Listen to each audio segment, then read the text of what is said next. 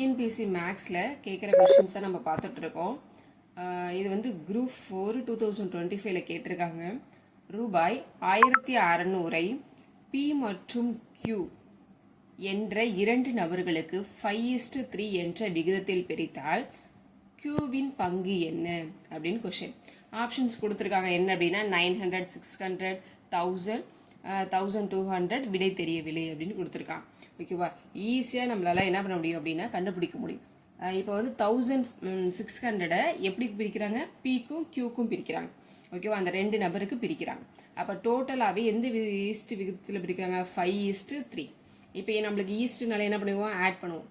அப்போ 5:3 ரெண்டுத்தையும் ஆட் பண்ணால் என்ன வரும்? 8. எவ்வளோத்த பிரிக்கிறோம்? 1600 8 தான் பிரிக்கிறோம். ஓகேவா, டோட்டலாக 8 தான் பிரிக்கிறோம். அதில் வந்து பிக்கு எவ்வளோ, கியூக்கு எவ்வளோன்னு பார்க்குறோம். ஃபஸ்ட்டு உள்ளது வந்து பி, ரெண்டாவது உள்ளது கியூவா. அப்போ இப்போ இதை வந்து 8ஆல் டிவைட் பண்ண என்ன வரும்? ஒரு ஆளுக்கு 200 மினி வரும். அப்போ 3 இன்ட்டு கியூவோடது வந்து எவ்வளோ? 3 இன்ட்டு 200 மல்டிப்ளை பண்ணோம் அப்படின்னா 600. அப்போ கியூவோட பங்கு எவ்வளோ அப்படின்னா 600. Option B. இந்த மாதிரி டிஎன்பிசி சம்மந்தமான மேக்ஸ் சம்மந்தமான வீடியோவுக்கு சப்ஸ்கிரைப் பண்ணுங்கள், லைக் பண்ணுங்கள். Thank you all.